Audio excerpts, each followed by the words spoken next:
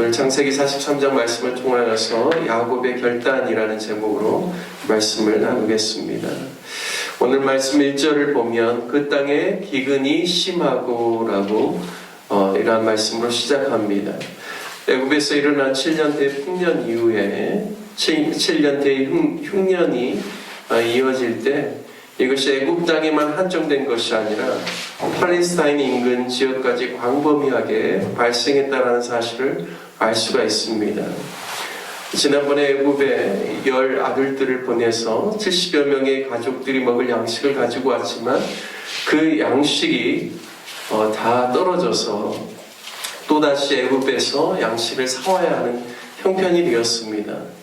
이미 첫 번째 방문 때 10명의 아들들이 스파이로 몰려서 그들이 진실함을 증명하려면 막내 동생을 데리고 와야 한다는 요셉의 말 때문에 그들이 9명은 나왔지만 둘째 시므온은 거기에 잡혀있는 상황 가운데 있습니다. 졸지에 둘째 시므온이 애굽에 잡혀있는 상황이 되었고 또 아들들 중에 장형 루벤이 아버지 야곱에게 이러한 상황들을 설명하면서 시므온을 다시금 데리고 오려면 마지막 막내인 베냐민을 애굽으로 데리고 가야 한다라고 두 아들들의 목숨을 걸고 자신이 베냐민을 반드시 데려올 것이라고 그 아버지 야곱에게 요청하였지만 야곱이 루벤의 말을 거절합니다. 루벤의 말을 거절하면서 요셉도 없어졌고 시므온도 없어졌거늘 이제 베냐민까지 없애려 한다라고 절대 승낙할 수 없다라는 이야기를 오늘 우리가 읽은 43장의 바로 앞장 42장의 후반부에서 야곱이 이야기하고 있습니다. 그런데 그나마 10명의 아들들이 내려갔다가 9명이 고향으로 와서 그 가지고 온 양식으로 말미암아 그들이 어느 기간을 버텼지만 이제는 바닥이 난 상태에서 70여 명의 가족들이 굶어 죽지 않으려면 특단의 결단을 내려야 하는 그러한 상황이 온 것입니다. 지금 상황이 약 한 40여일이 지난 상황입니다. 첫 번째 애굽을 내려갔다 온 지. 왜냐하면 보통 열흘길이라고 하거든요. 가나안 남부지방에서 애굽까지 내려가는데요. 그런데 이제 오늘 우리가 읽은 43장의 중간부에 보면 유다가 어떤 이야기를 하냐면 아버지 지금 아버님이 허락하였으면 우리가 벌써 2번은 왔다 갔다 했을 그런 지금 시간입니다 라는 이야기를 하는 것을 보면 왕복을 2번을 하려면 40여일이 지나야 되거든요. 그러니까 70명의 가족들이 애굽에서 가져온 양식을 가지고 버티기에는 한계가 있는 것이죠. 그리고 오늘 본문에서 그 1절에 기근이, 그 땅에 기근이 심하였다라는 이 표현을 보면요. 야곱의 70명의 가족들이 생존할 수 있는 길은 2가지죠. 하나는 뭐냐면 빨리 기근이 끝나는 것이죠. 두 번째는 그게 아니면 기근이 길어질 것 같으면 빨리 다시금 아들들을 보내서 애굽에서 양식을 사오게 하는 이 두 방법 중에 하나밖에 없습니다. 그런데 기근이 심했다라는 이 표현을 보면 도저히 빨리 이 기근이 끝날 것 같지 않구나라는 것을 그들이 다 인정할 수밖에 없는 상황이었다라는 것을 우리가 알 수가 있습니다. 지금 시므온은 볼모로 잡혀 있습니다. 생각보다 형제들이 베냐민을 빨리 데리고 오지 못하는 것으로 인하여서 그는 얼마나 예가 탔을까요? 아마 시므온은 그 40일이 넘는 시간을 통하여서 굉장히 자기 자신을 돌아보고 하나님 앞에서 회개하는 시간들을 가졌을 것입니다. 왜냐하면 시므온과 레위는 야곱의 12 아들들 중에서 가장 포악하고 좀 잔인한 면이 있는 사람들입니다. 왜냐하면 딸 디나 사건을 통하여서 창세기 34장에 이미 그 세겜 족속의 남자들을 몰살시키는 일 가운데 가장 주동자가 시므온과 레위였기 때문입니다. 아무래도 17살의 나이에 요셉이 애굽으로 팔려갈 때 그때 형들이 처음에는 동생을 죽이려고 했거든요. 하지만 르우벤이 그것을 만류했고 르우벤이 잠깐 장형이 자리를 비운 틈에 이스마엘 상인이 오는 것을 보면서 유다가 그 그나마 요셉의 목숨을 살려내기 위해서 우리가 죽인들 무슨 유익이 있겠느냐, 우리가 그를 팔자라고 해서 결국에는 애굽으로 팔려가는데, 성경은 기록되지 않았지만 그냥 제가 묵상하기로는 가장 그 일에 동생을 죽이는 일 가운데 가장 좀 냉혹하게 한 사람이 시몬이었지 않았나라는 생각도 하게 됩니다. 그래서 가족 그 10명의 형들이 왔을 때 볼모로 잡힌 시므온이 그냥 형제간들의 상에 의해서 누가 남을 것인가를 정한 게 아니거든요. 일방적으로 요셉이 시므온을 볼모로 잡게 됩니다.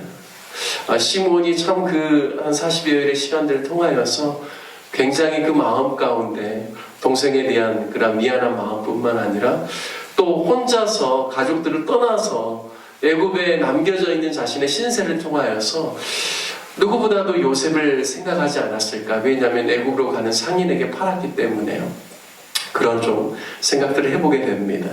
이런 과정 속에서 굉장히 야곱의 가족 70명이 다 어려운 상황 가운데 있는 것이죠.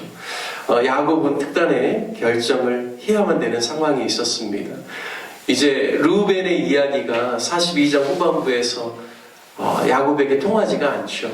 그래서 이번에는 43장에 보면 유다가 나섭니다. 유다가 나서서 자신의 생명을 걸고 내가 반드시 베냐민을 데리고 갔다가 내가 돌아오겠다. 그리고 베냐민에게 무슨 일이 있으면 내가 그 모든 죄를 다 뒤집어 쓰겠다라고 유다가 나서서 이야기를 합니다. 이런 상황 속에서 오늘 본문에 보면 야곱이 결단을 내리죠. 그런데요, 오늘 6절에도 보면 야곱이 이르되라고 표현되어 있지 않습니다. 이스라엘이 이르되 이렇게 되어 있죠. 너희가 어찌하여 너희에게 또 다른 아우가 있다고 그 사람에게 말하여 나를 괴롭게 하였느냐라고 이야기합니다. 여기 6절부터는요, 야곱이 아니라 그가 하나님의 언약 가운데서 그의 이름이 변경되어졌는데, 야곱을 이렇게 모세가 이 모세오경 창세기에 기록했지 않습니까? 근데 이스라엘이라는 표현을 통하여서 야곱의 그 마음 가운데 중요한 언약적인 결단을 이루고 있다는 것을 암시를 하고 있습니다. 이스라엘이 처음에는 아들들에게 너희가 왜 또 다른 아우에 대해서 이야기했느냐라고 책하지만 7절, 8절 말씀에 보면 7절에 보면 요셉이 너무나 집요하게 세세하게 너희 아버지가 생존해 있느냐라고 물어보면서 아우에 대해서 이야기를 하고 계속해서 따져 물었기 때문에 우리가 그냥 그 대답한 것에 대해서 우리가 이야기할 수밖에 없었다라는 것을, 세세하게 이야기할 수밖에 없었다라는 그런 사실을 이야기를 합니다. 그리고 8절에 보니까 유다가 그의 아버지 이스라엘에게 이르되, 여기도 표현하기를 야곱이 아니라 이스라엘로 표현하고 있죠. 저 아이를 나와 함께 보내시면 우리가 곧 가리니 그러면 우리와 우리 아버지와 우리 어린아이들이 다 살고 죽지 아니하리이다 말합니다. 그리고 9절에 내가 그를 위하여 담보가 되오리니 아버지께서 내 손에서 그를 찾으소서. 내가 만일 그를 아버지께 데려다가 아버지 앞에 두지 아니하면 내가 영원히 죄를 지리이다 라고 이야기하죠. 그리고 10절에 우리가 지체지 않았으면 2번은 왔다 갔었을 것입니다 라고 이야기하죠. 11절을 보도록 하겠습니다. 그들의 아버지 이스라엘이 그들에게 이르되 그러할진대 이렇게 하라. 너희는 이 땅의 아름다운 소산을 그릇에 담아가지고 내려가서 그 사람에게 이 물을 이와 같이 드리라라고 쭉 이야기하죠. 그리고 너희가 손에 그리고 갑절의 돈을 가지고 가서 지난번에 그냥 가지고 왔던 돈 플러스 이번에 양식을 산 돈까지 가지고 가서 그에게 드리라라고 이야기하죠. 그리고 13절과 14절을 보시기 바랍니다. 네 아우도 데리고 떠나 다시 그 사람에게로 가라. 14절에 전능하신 하나님께서 그 사람 앞에서 너희에게 은혜를 베푸사 그 사람으로 너희 다른 형제와 베냐민을 돌려보내게 하시기를 원하노라. 내가 자식을 잃게 되면 이르리로다. 여러분 13절과 14절에 드디어 이스라엘의 결단이 나옵니다. 네 아우 데리고 가라. 그리고 그 사람에게 가라. 전능하신 하나님께서 그 사람 앞에서 너에게 은혜를 베푸시기를 원한다. 그리고 내가 아들을 잃으면 이르리로다 라고 결단합니다. 이제 더 이상 이 팔레스타인 지역에도 있는 이 기근에 대해서 이것이 단순히 그냥 속히 끝날 수 있는 그런 상황이 아니라는 것을 야곱이 파악한 것이죠. 뿐만 아니라 애굽에서 자꾸만 우리 자녀들이 그곳으로 내려가야 되고 여러 가지 위험이 있음에도 불구하고 내가 지금 보내야 되는 이 상황이 결국에는 하나님께서 나에게 허락하신 상황이구나. 그렇다면 내가 결단하리라. 전능하신 하나님께서 너희를 보호하시고 너희로 하여금 그 모든 일들을 감당하고 돌아오게끔 내가 아버지 하나님, 내가 하나님께 구하겠다. 전능하신 하나님께.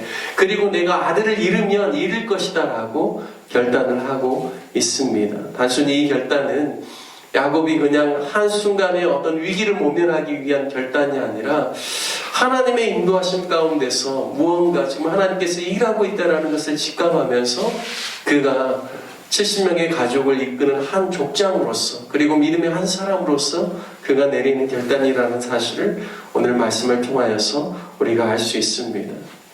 인간적인 생각과 뜻대로 되지 않을지라도 전능하신 하나님 앞에서 결단함을 통해서 결국에는 하나님께서 우리 가족을 보호하시고 하나님께서 역사해야 되신다라는 그러한 믿음 가운데서 그가 내리는 모습을 보게 됩니다.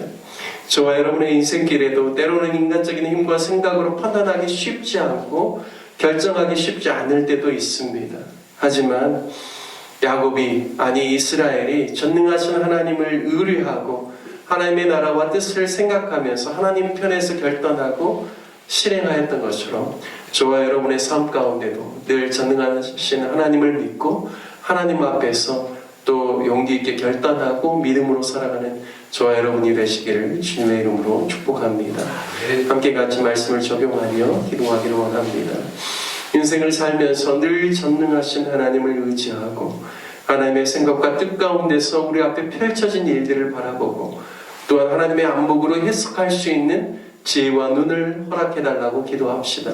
우리 인간적인 생각과 뜻이 앞서지 않고 늘 하나님의 뜻을 준행하는 믿음의 사람들이 될 수 있기를 위해서 기도하시고 오늘 우리 로뎀나무 교회를 위해서 기도하실 때는 오늘 수요 예배가 있습니다. 예배를 위해서 예배 기름 부으심을 위해서 기도해 주시고 또 우리 모든 자식들과 성도들이 예배를 사모하는 마음으로 수요 예배에 나와 함께 주님께 영광 올려드릴 수 있기를 위해서 기도해 주시고 특별히 2025년 새로운 목장이 이제 2월부터 시작됩니다.